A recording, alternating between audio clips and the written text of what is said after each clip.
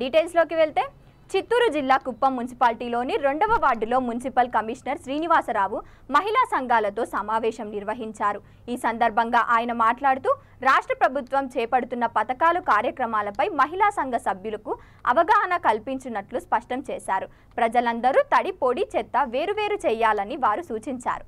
రాష్ట్ర ప్రభుత్వం ఇల్లు లేని నిరుపేదలకు స్థలం కేటాయించి 4 లక్షల రూపాయలు మంజూరు చేస్తామన్నారు. మున్సిపాలిటీ పరిధిలో సీజనల్ వ్యాధులు ప్రబలకుండా రాత్రిపూట ఫంగింగ్ ముమ్మరంగా పారిశుద్ధ్య కార్యక్రమం చేపట్టడం జరుగుతుందన్నారు. ప్రజలందరూ సీజనల్ వ్యాధి పట్ల అప్రమత్తంగా ఉండాలని సూచించారు. ఈ కార్యక్రమంలో మెప్మా సీఈఓలు శోభా, జగదీష్లు, వార్డు ఇన్ఛార్జ్ రోహిత్, సంఘం నాయకులు తదితరులు పాల్గొన్నారు.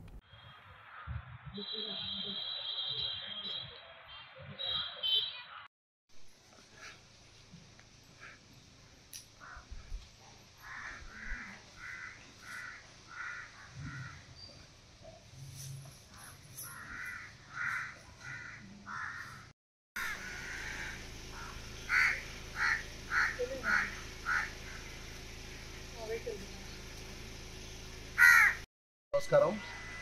ఈరోజు కుప్పం పురపాలక సంఘ పరిధిలో సీగలపల్లి వార్డ్ నెంబర్ 2 సంబంధించి SLF మీటింగ్కి వచ్చాను. ఇందులో మా ఆర్పి గౌరవ ప్రజాప్రతినిధులు అందరం కలిసి ప్రజలకి ఈ యొక్క పరిశుభ్రత ఎట్టుండాలా, మరియు పురపాలక సంఘ పరిధిలో ఏం కార్యక్రమాలు జరుగుతున్నాయి, రాష్ట్ర ప్రభుత్వం ఎలాంటి స్కీమ్స్ ఇచ్చినాయి, ఇది కొత్తగా హౌసింగ్ 4 లక్షల రూపాయలు కానీ, వాళ్ళకి ఇంట్రెస్ట్ ఏది 10 లక్షల వరకు ఈ పొదుపు సంఘాలకి వడ్డీ లేని రుణాలు కానీ, 5 లక్షల రూపాయల వ్యక్తిగత రుణాలు వడ్డీ లేకుండా ముద్ర రుణాలు కానీ, రకరకాల పథకాలు ఉన్నాయి. అవన్నీ కూడా ఈ SLF సభ్యులకి అవగాహన కల్పించడం జరిగింది.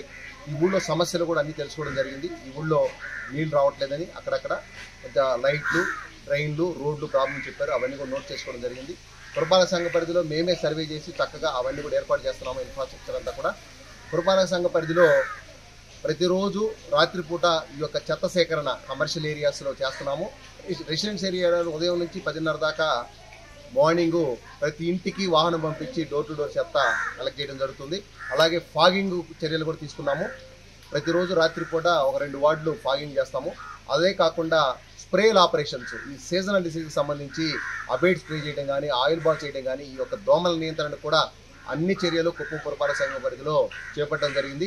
ఒక ప్రణాళికాబద్ధంగా ఫస్ట్ శానిటేషన్, వాటర్ సప్లై, లైట్లు, ఇలా ఒక్కొక్కటి, తర్వాత డ్రైన్లు, రోడ్లు, ఈ విధంగా ప్రభుత్వానికి సంబంధించిన ఇన్ఫ్రాస్ట్రక్చర్ అంతా కూడా వీళ్ళకి ఏర్పాటు చేయడానికి అన్ని రకాల ప్రణాళికలు గౌరవ ముఖ్యమంత్రి వర్యులు నారా చంద్రబాబు గారి ఆధ్వర్యంలో, మరియు ఇక్కడ మా ఎమ్మెల్సీ గారి ఆధ్వర్యంలో, గౌరవనీయులు మా కడా పీడీ గారి ఆధ్వర్యంలో, కలెక్టర్ గారు, వీళ్ళందరి యొక్క సూచనలు, గౌరవ ప్రజాప్రతినిధుల సూచనలు తీసుకొని ఇవన్నీ కూడా పక్కా ప్రణాళికతో కుప్పం పురపాలక సంఘ అభివృద్ధి కోసం ఖచ్చితమైన ప్రణాళికలు తయారు చేసుకొని ముందుకెళ్తున్నాం.